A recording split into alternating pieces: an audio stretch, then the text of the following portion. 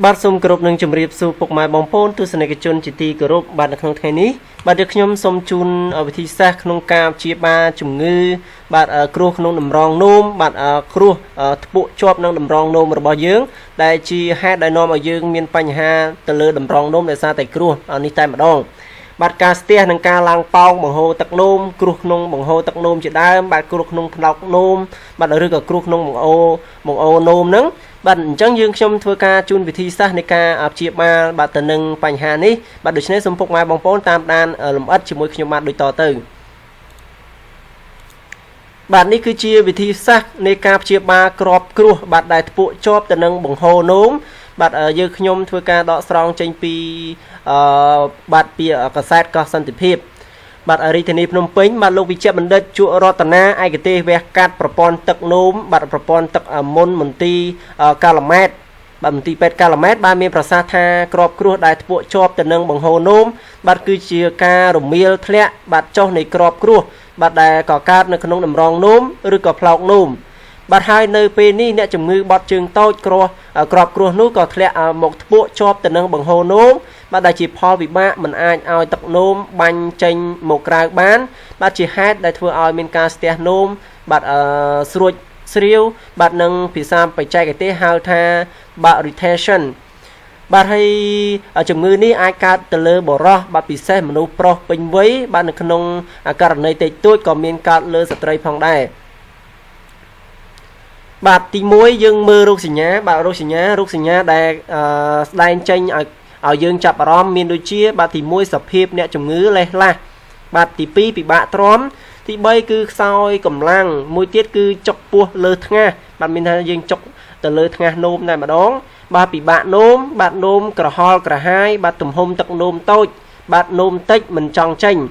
បាទនេះគឺជាបញ្ហាគ្រោះស្ទះនៅក្នុងតម្រងនោមបាទជួនក្តៅខ្លួនទឹកនោមល្អក់បាទស្ទះនោមចិត្តឈឹងបាទមានទឹកនោមប៉ោងលើថ្ងាសបាទក្របគ្រោះធ្លាក់មកផ្នែកក្រោមនៃបង្ហូរនោមយើងអាចស្ទាបដឹងបាទអញ្ចឹងយើងអាចស្ទាបដឹងពីដែល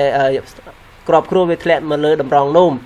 បាទទី2ការធ្វើរោគវិនិច្ឆ័យបាទតើយើងអាចដឹងថាក្របគ្រោះធ្ពក់ជាប់បង្ហូរនោមដោយវិធីណាបាទទី1គឺពិនិត្យអេកូសាសបាទទី3ថតកាមេរ៉ាស្មី X បាទហើយមួយទៀតវិធីព្យាបាលដំណោះស្រាយនៃការព្យាបាលរួមមានបាទយើងប្រើក្របគ្រោះធ្ពក់បាទជាប់បង្ហូរនោមទៅលើផ្នែកខាងលើនឹងបើក្របគ្រោះធ្ពក់បង្ហូរនោមទៅផ្នែកខាងលើបាទយើងអាចមានវិធីសាស្ត្រក្នុងការព្យាបាលវាបាទដែលយើងអាចបាញ់ក្របគ្រោះបាទបញ្ចូលទៅក្នុងផ្លោកនោមបាទរួចយើងឆ្លោះបំបែកក្របគ្រោះក្នុងផ្លោកនោមជាការបាទជាតាមក្រោយបាទនៅក្នុងផ្លោកនោមជាក្រោយបាទបញ្ជាក់ជៀសវាងការវះកាត់បង្ហូរនោមយកគ្រោះចេញបាទដែលជាហេតុដែលបង្កឲ្យមានបាទបង្កឲ្យបង្ហូរនោមនឹងរួមតូចបាទអញ្ចឹងគេមិនឲ្យធ្វើការវះកាត់បង្ហូរនោមទេបាទចំណុចមួយទៀតបាទបើក្របគ្រោះធ្ពក់ជាប់បង្ហូរនោមផ្នែកខាងក្រោយបាទផ្នែកខាងក្រោយបាទយើងអាចបំបែកគ្រោះដោយចុងព្រីនបាទចុងពីនបាទចុងពីនបាទមុខវែងបាទអញ្ចឹងគេវិធីសាស្ត្រពេទ្យគេមានវិធីសាស្ត្រហើយហើយផលវិបាកទី4គឺផលវិបាកបញ្ហាប្រឈមទៅនឹងបាទដែលយើងធ្លាប់ជួបប្រទះចំពោះអ្នកជំងឺដែលពុំបានទទួលការព្យាបាលឬទទួលការព្យាបាល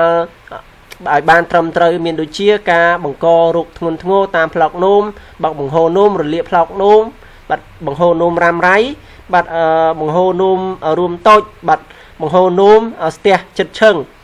បាទដំបូងមានល្អពីគ្រូពេទ្យបាទដំបូងមានគឺក្រុមគ្រូពេទ្យជំនាញឯកទេសវះកាត់បាទប្រព័ន្ធទឹកនោមសូមបងប្អូនប្រជាពលរដ្ឋយើងទាំងអស់គ្នាមានការសង្ស័យឬក៏មានជំងឺស្ទះទឹកនោមស្រាបាទស្រួចស្រាវបាទដែលបណ្ដាលមកពីក្របគ្រោះធ្ពក់ជាប់នឹងបង្ហូរនោមដែលមានសញ្ញាដូចបានរៀបរាប់ជូនខាងលើបាទសូមមេត្តាអញ្ជើញមកធ្វើទទួលការពិគ្រោះនិងពិនិត្យព្យាបាលជាមួយនឹងក្រុមការងារវិជ្ជបណ្ឌិតជំនាញឯកទេសកាត់បាទវះកាត់ប្រព័ន្ធទឹកនោមនៅមន្ទីរពេទ្យកាឡាម៉ែតបាទដែលប្រកបដោយសមត្ថភាពខ្ពស់ជាមួយនឹងឧបករណ៍ទំនើបស្វ័យប្រវត្តិបំបែកក្របគ្រោះដោយម៉ាស៊ីនឡាស៊ែរបាទនេះគឺជាព័ត៌មានតាក់ទិនទៅនឹងការផ្ដល់យោបល់ពីលោកគ្រូពេទ្យនៅមន្ទីរពេទ្យកាឡាម៉ែតបង្ហាញអំពីការព្យាបាលជំងឺគ្រោះក្នុងតម្រងនោម បាទគ្រោះនៅតាមបំពង់បង្ហូរនោមជាដើមហ្នឹងបាទអញ្ចឹងវាពិតជាមានអត្ថប្រយោជន៍សម្រាប់ពុកម៉ែបងប្អូនដែលកើតជំងឺហ្នឹងអាចទៅពិគ្រោះព្យាបាលជាមួយនឹងលោកគ្រូពេទ្យបានបាទអញ្ចឹងព័ត៌មានមួយនេះយើងខ្ញុំក៏សូមបញ្ចប់ត្រឹមនេះផងដែរបាទសូមអរគុណច្រើនសម្រាប់ការតាមដានបាទព័ត៌មានលម្អិតជាមួយខ្ញុំបាទសូមអរគុណច្រើនសូមជម្រាបលា